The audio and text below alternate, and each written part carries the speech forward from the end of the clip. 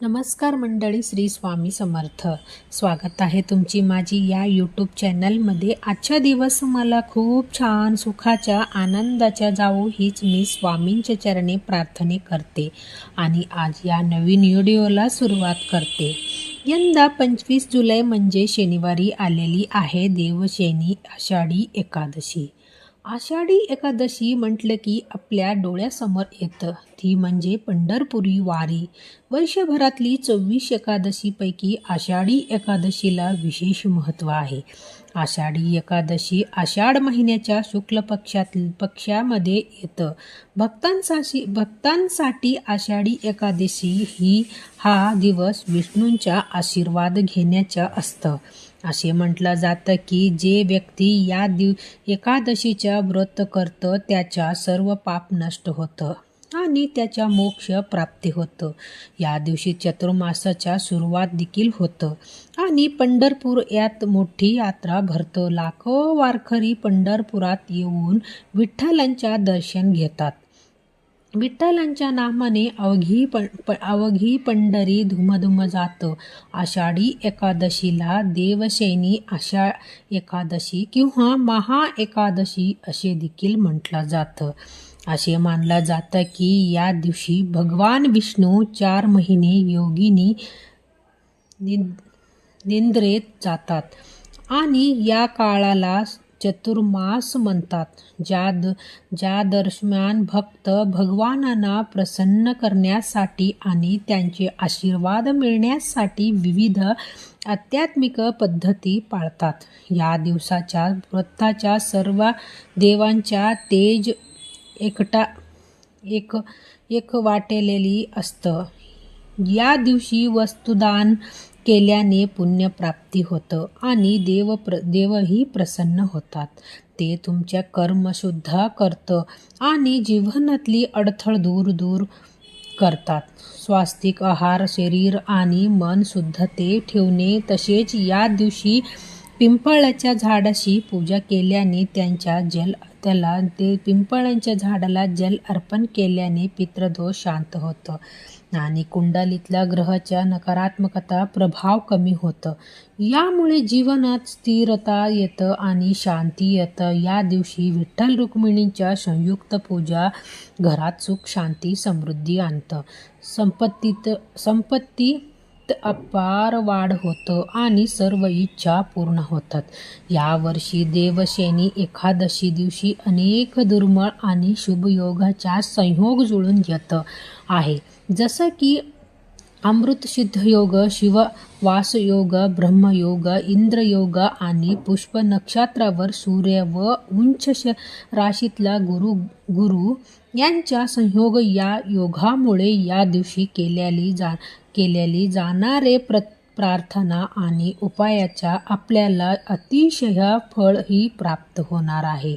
धार्मिक दृष्टी हा दिवस अतिशय महत्त्वाचा असल्यामुळे या दिवशी काही प्रभावी उपाय आणि सेवा देखील केला जातं आणि म्हणूनच आषाढी एकादशीच्या दिवशी तुम्ही व्रत नाही केलं तरी चालेल, पण तुळशीला अर्पण करा फक्त ही वस्तू अर्पण केल्याने आपल्याला सर्व कामामध्ये यश मिळतं आणि सगळं पाप वगैरे नष्ट होणारच आहे. पण आपल्या 7 पिढ्यांच्या दारिद्र्य नष्ट होऊन आपली कितीही कठीणातली कठीण इच्छा ही साक्षात श्रीहरी विष्णू आणि माता लक्ष्मी पूर्ण करणार आहेत. तर कोणती वस्तू अर्पण करायच्या, कोणत्या वेळात अर्पण करायचे याबद्दल सविस्तर आणि महत्त्वाची अशी माहिती मी तुम्हाला या व्हिडिओमध्ये देणार आहे. तर व्हिडिओ पूर्ण पहा आणि जर तुम्ही माझ्या चॅनलवर नवीन असेल तर चॅनलला सबस्क्राईब करा आणि शेजारी बेल आयकॉनला सुद्धा प्रेस करा, जेणेकरून तुम्हाला माझ्या नवीन व्हिडिओच्या नोटिफिकेशन ही मिळत राहील आणि तुम्ही एक पण व्हिडिओ मिस करणार नाही. कमेंटमध्ये ओम नमो भगवती वासुदेवाय नमः लिहायला विसरू नका. तुम्ही एकादशीच्या व्रत करत असतील तरी सुद्धा तुम्हाला आवर्जून आषाढी एकादशी आणि कार्तिकी एकादशीच्या व्रत हे करायची आहे. कारण या दोन्ही एकादशीच्या व्रत केल्यामुळे आपल्याला वर्षभरामध्ये येणारे 24 एकादशीच्या व्रत केल्याने पुण्यही प्राप्त होत असतं. आषाढी एकादशीच्या दिवशी आपल्याला सकाळी ब्रह्ममुहूर्तावर उठायची आणि अंतरणमध्येच आपल्याला श्रीहरी विष्णू माता लक्ष्मीच्या स्मरण करायची आणि दिवसाला सुरुवातही करायची आहे. यानंतर अंघोळीच्या पाण्यामध्ये आपल्याला हळद आणि गंगाजल टाकून स्नान करायच्या. जर तुम्हाला शक्य असेल तर आवर्जून या दिवशी तीर्थक्षेत्र जाऊन स्नान करा. स्नान केल्यानंतर यथाशक्तीप्रमाणे आपल्याला दानही करायची आहे. हे दान केल्यामुळे आपल्याला श्रीहरी विष्णू आणि माता लक्ष्मीच्या भरभरून कृपाही होत असतं. स्नान केल्यानंतर आपल्याला स्वच्छ वस्त्र परिधान करायच्या. जर शक्य असेल तर या दिवशी लाल किंवा पिवळ्या रंगाचे वस्त्र परिधान करा. यानंतर सर्वप्रथम आपल्याला देवासमोर दिवा ही प्रज्वलित करून घ्यायची आहे. कारण कोणत्याही सेवा किंवा कोणतेही उपाय जर आपण अग्नीची साक्षीने केली तर यामध्ये आपल्याला निश्चित सफलताही प्राप्त होत असतं. यानंतर आपल्याला व्रत करायचा संकल्प हा करून घ्यायचे आहे. यानंतर पिवळी फळ श्रीहरी विष्णूला अतिशय प्रियती अर्पण करून घ्यायचे आहे. यानंतर सर्वप्रथम सर्वात जास्ती प्रियती म्हणजे तुळस. आता तुळशीच्या तुम्ही पत्र अर्पण करू शकता किंवा तुळशीचा हार बनवून ते सुद्धा अर्पण करू शकता. पण तुळशीच्या पत्र अर्पण करणार तेव्हा आवर्जून आपल्याला आपल्या मनातली इच्छाही पूर्ण करण्याकरता आपल्याला प्रार्थनाही करायची आहे. असं केल्याने आपल्या सर्व इच्छा मनोकामनाही पूर्ण होतात. यानंतर आपल्याला विष्णू सहस्त्रनामाच्या पठण किंवा श्रवण करायची आहे.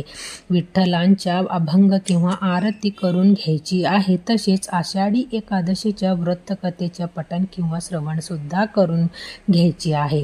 गोडावा नैवेद्य अर्पण करून घ्यायची आहे. अशी रीतीने आपल्याला पूजा करून घ्यायची आहे. एकादशीच्या दिवशी श्रीहरी विष्णू माता लक्ष्मीच्या पूजासोबतच तुळशीच्या पूजनालाही सुद्धा विशेष महत्त्वही दिलं जातं.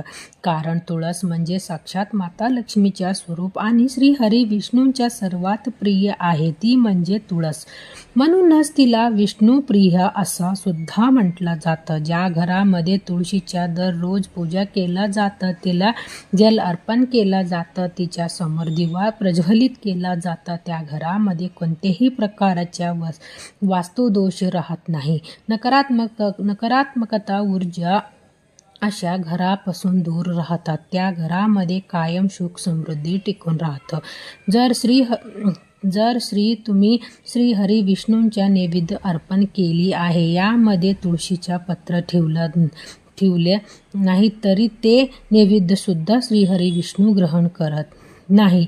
एवढं महत्त्व आहे तुळशीच्या. जेव्हा आपण देवपूजा करणार आहे आषाढी एकादशीच्या दिवशी, यानंतर लगेचच आपल्याला तुळशीच्या मातेच्या सुद्धा पूजा ही करून घ्यायची आहे.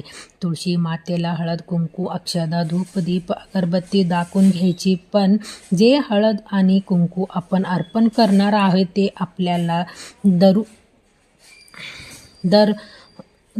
दूरूनच करायची आहे. कारण एकादशीच्या दिवशी तुळशीला स्पर्श केला जात नाही किंवा तिला जल अर्पण केला जात नाही किंवा तिच्या पत्र सुद्धा तोडला जात नाही. कारण तुळस म्हणजे साक्षात माता लक्ष्मीचे स्वरूप आणि एकादशीच्या दिवशी माता लक्ष्मीला निर्जल व्रत असतं आणि जर आपल्याकडून कळत न कळत तुळशीचा स्पर्श केला गेला तरी यामुळे माता लक्ष्मीच्या निर्जल व्रत हे मोडलं जातं आणि त्याच्या जे दोष आहेत ते आपल्याला लागत असतात. म्हणून जी पण पूजा किंवा सेवा आपल्याला करायची ती आपल्याला दूरूनच करायची आहे.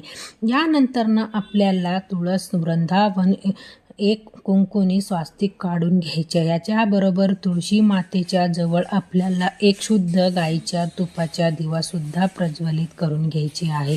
अशी रीतीने आपल्याला पूजाही करून घ्यायची आहे. यानंतर जी वस्तू तुळशी मातेला अर्पण करणार आहे ते म्हणजे शालिग्राम दगड. आता हा शालिग्राम दगड जे आहे ते दगड आपल्याला कुठे भेटेल? आता तुमच्या घरी असेल तर तुम्ही ते दगड घेऊ शकतात. आता नसेल तर तुमच्याकडे शालिग्राम दगड तर तिथे पूजाच्या साहित्य मिळतं. तिथं अगदी छोट्या साईजपासून मोठ्या साईजपर्यंत तुम्हाला भेटून जाणार आहे.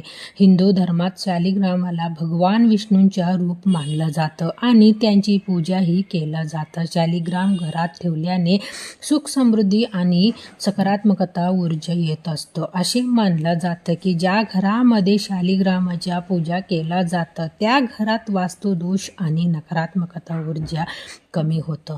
शालिग्राम दगडाच्या पूजा केल्याने भगवान विष्णूंचा थेट संबंध प्रस्थापित होतं, ज्यामुळे देवी शक्तींचा आशीर्वाद आणि संरक्षण मिळतं. तसेच शालिग्रामाच्या पूजा केल्याने आर्थिक अडचणी, आरोग्याच्या समस्या आणि एखाद्याची जीवनातली अडथळे देखील दूर होतात. तसेच सर्व इच्छा मनोकामना